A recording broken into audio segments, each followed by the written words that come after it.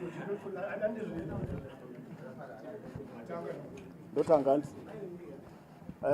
very good afternoon, ladies and gentlemen. My name is Promise Mkwananzi.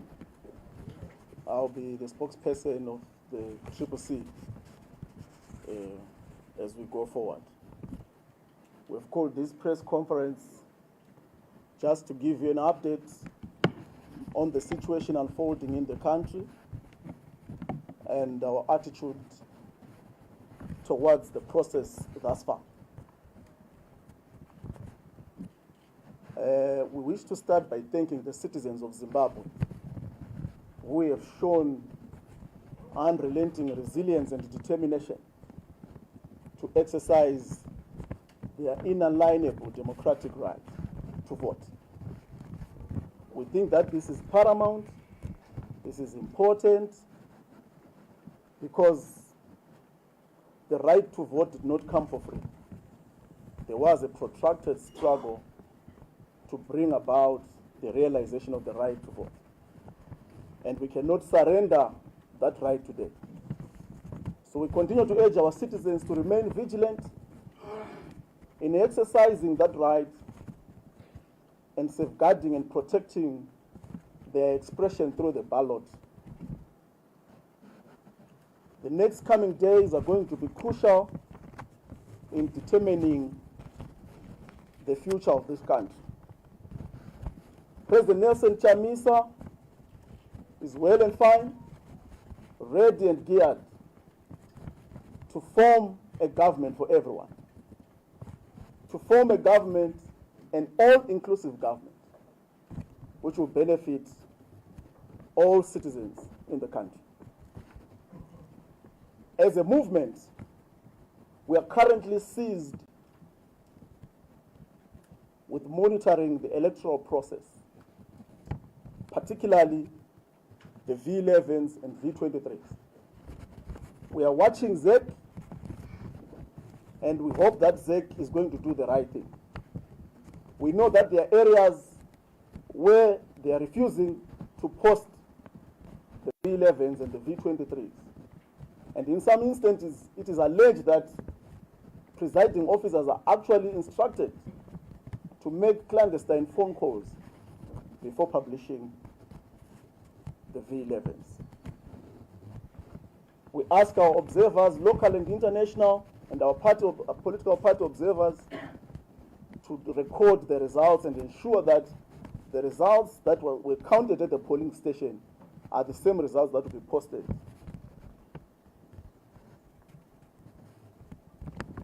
We are still concerned with the process. We feel that the electoral process is fundamentally flawed and is unable to produce a free and fair electoral outcome. Nonetheless, we knew this beforehand, and we've prepared ourselves to win an unfree and unfair election. How do we do this?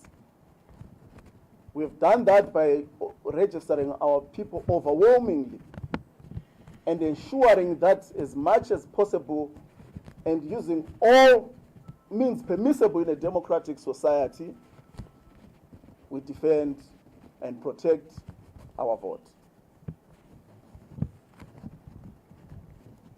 So far, the information we have is that we are leading on the presidential election comfortably,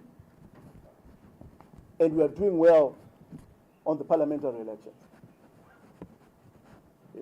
We expect this trend to continue because the people of Zimbabwe have decided that they want change. And the expression of that desire for change is going to come through the victory of the Citizens Coalition for Change and President Nelson Chamisa. As I said earlier on, we're still concerned about the process, and I'm going to highlight some of the key irregularities, which in our view are sufficient to nullify and invalidate this election by a competent court of law. ZEC had an obligation to give us the correct voters' roll upon the successful nomination of our candidates. It was not to be. The ballot papers, we still did not know who printed them, where they were printed, and how many were printed. ZEC had announced that they printed 7.1 million ballot papers for the presidential election and 6.6 million for the parliamentary and local government election. Now the question that begs answers is, how did we have the level of shortage that we witnessed and the delays in the delivery of ballot papers, in particular in areas that are perceived to be the strongholds of the Citizens Coalition for Change? This is a clear indication of the unwillingness of ZANU-PF and ZEC to be transparent and to provide a level playing field for all political actors in Zimbabwe.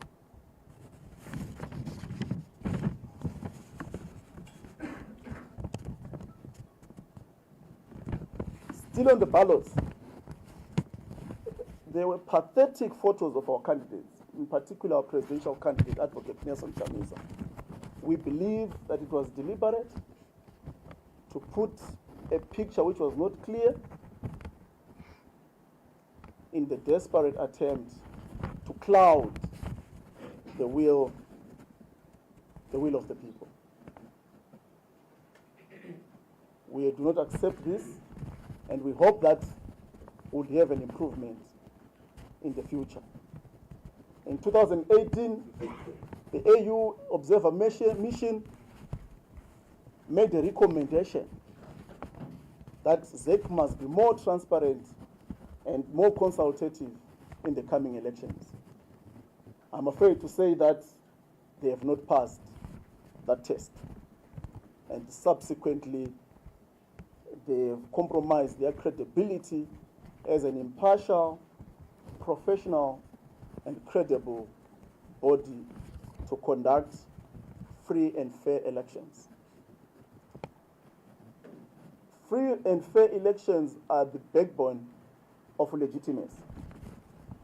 If Mr. Mnangagwa wants to claim any veil of legitimacy, he must allow Zimbabwe to have a free and fair election, which in turn will allow our people to freely express their will. In conclusion, we heard that ZEC was saying they delayed the printing of ballot papers because of court cases that were brought about, not just by the